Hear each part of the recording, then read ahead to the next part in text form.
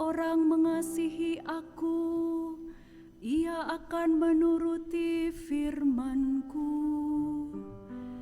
Bapa-Ku akan mengasihi dia, dan kami akan datang kepadanya. Haleluya, haleluya, haleluya.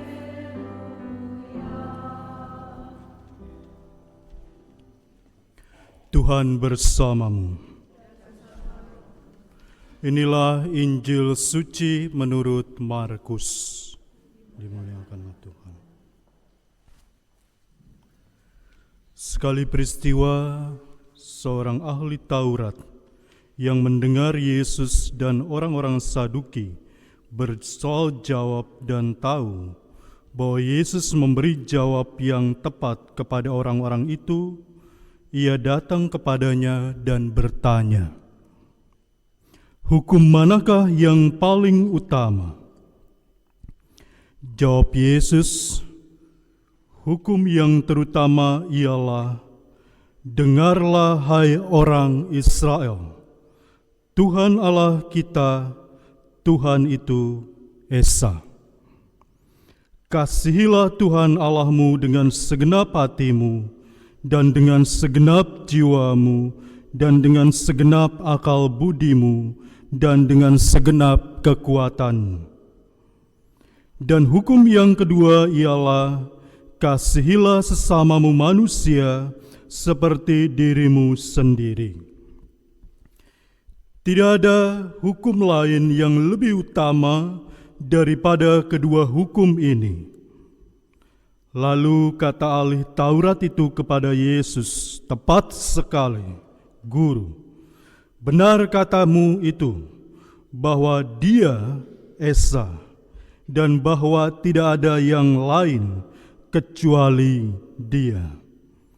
Memang mengasihi Dia dengan segenap hati, dan dengan segenap pengertian, dan dengan segenap kekuatan, dan juga mengasihi sesama manusia seperti diri sendiri adalah jauh lebih utama daripada semua korban bakaran dan korban sembelihan."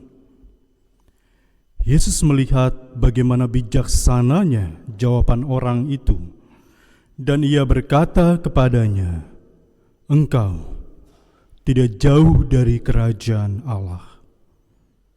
Dan seorang pun tidak berani lagi menanyakan sesuatu kepada Yesus. Demikianlah sabda Tuhan. Silakan duduk.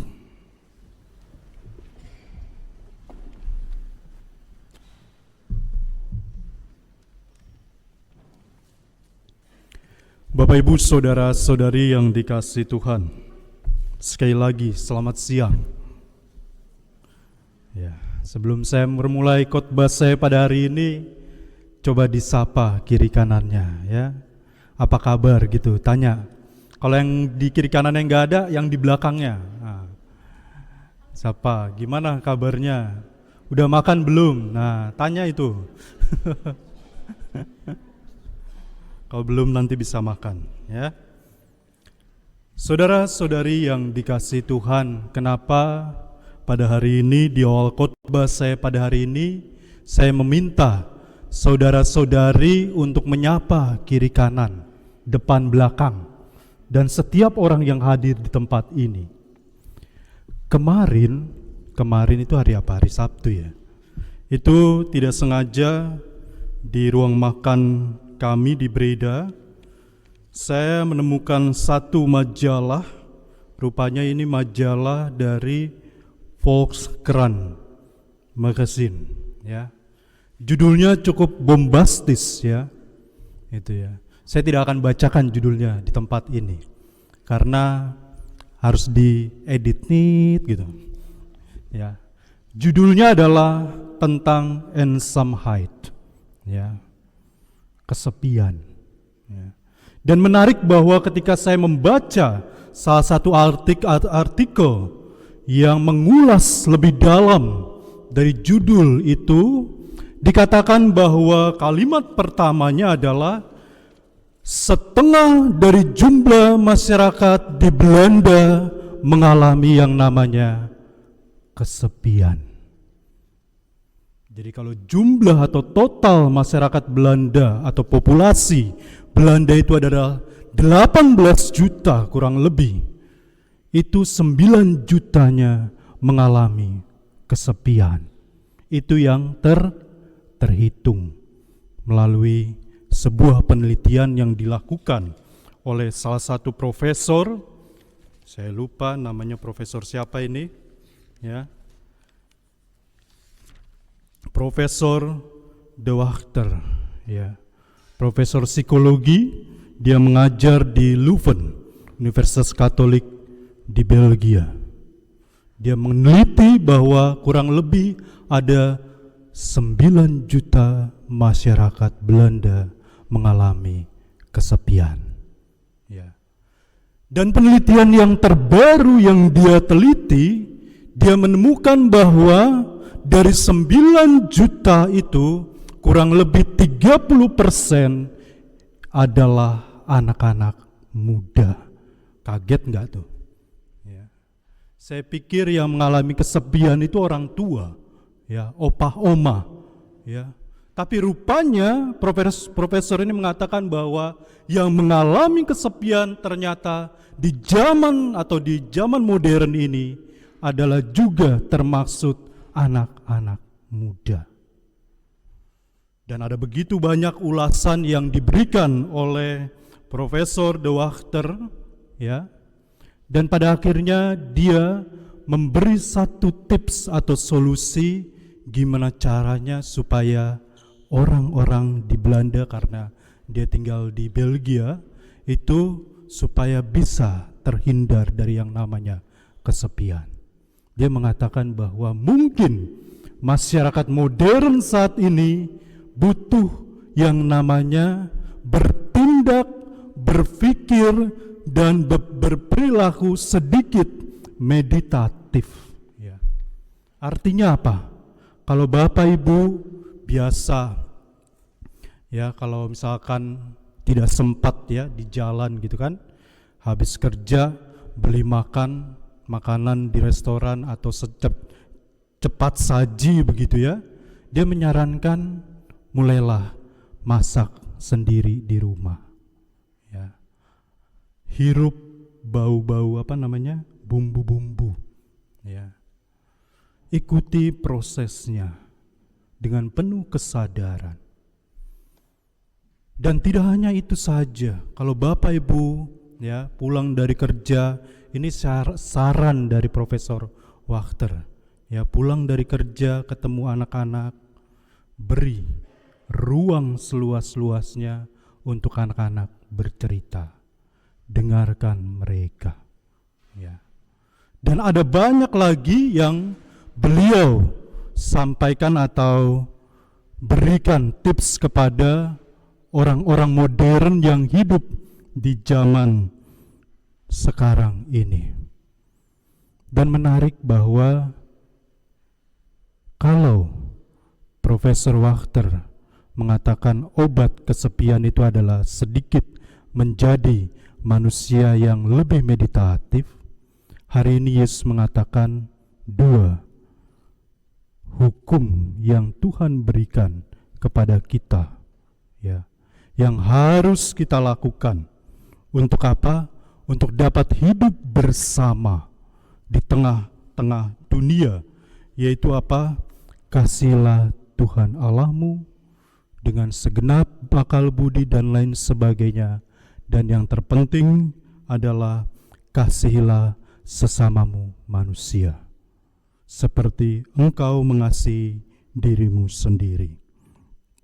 Saudara-saudari yang dikasihi Tuhan, ketika Yesus menyatakan bahwa mengasihi Tuhan adalah perintah pertama, Dia sekaligus mengajak kita untuk memahami bahwa cinta kita kepada Tuhan haruslah menjadi pusat dari segala aktivitas hidup harian kita sebagai manusia.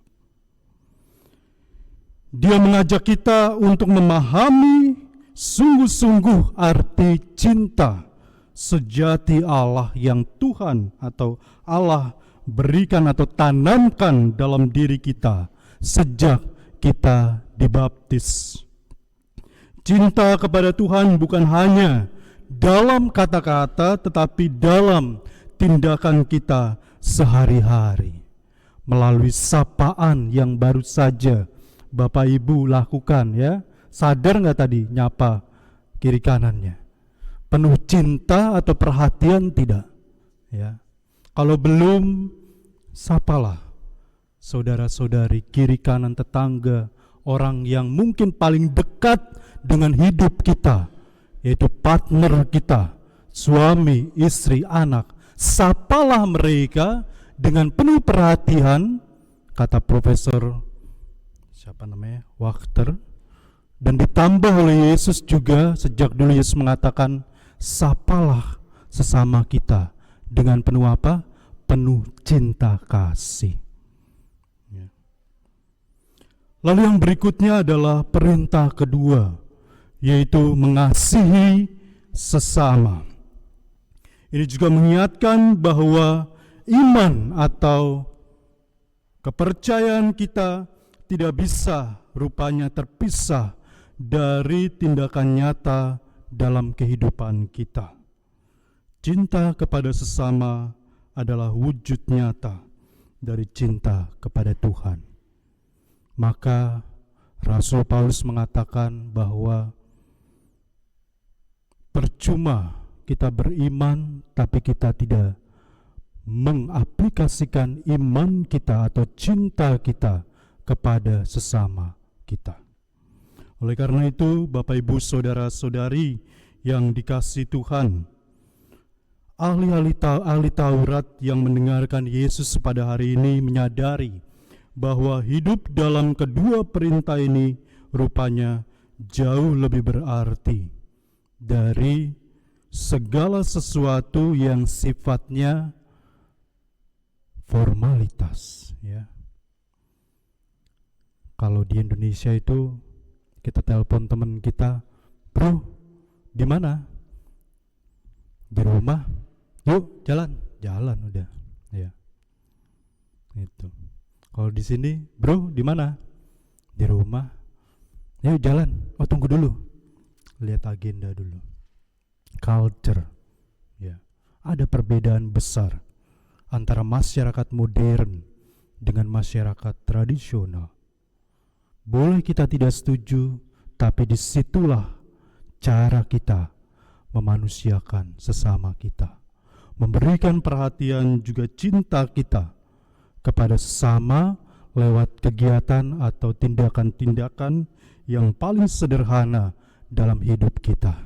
Saya akan menutup khotbah saya pada hari ini dengan satu dialog, ya. Saya senang sekali ya kalau dengar dialog gitu ya, antara, mungkin Bapak Ibu pernah dengar cerita ini, antara seorang profesor dengan muridnya. Ya, ini kisah nyata karena saya alami dalam hidup saya. Ada begitu banyak bentuk-bentuk, ya, kerohanian yang modern, ya. Salah satunya adalah bahasa roh, ya. Karena saya ini waktu itu masih student atau frater, ya, saya nggak bisa berbahasa roh. Lalu saya tanya, Profesor, ini Profesor juga Romo, ya, pastor, dia yang menjadi ketua tim penerjemah kitab Mazmur dari bahasa Yunani, Ibrani, Latin ke dalam bahasa Indonesia. Sudah meninggal tahun 2021 karena corona. Lalu saya tanya, Profesor, saya ini nggak bisa berbahasa roh. Apa itu bahasa roh dan bagaimana kita bisa berbahasa roh?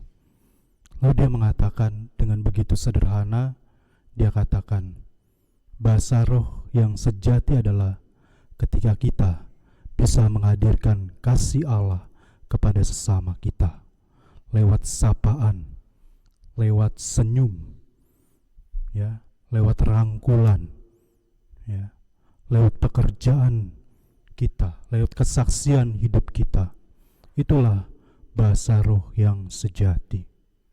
Ketika kita bisa menghadirkan cinta Allah kepada sesama, ketika kita menyapa orang dan orang lain tersentuh dan juga tertular akan cinta Allah, bahagia sebagaimana yang kita rasakan, kita tularkan kepada sesama, itulah bahasa roh yang sejati. Amin.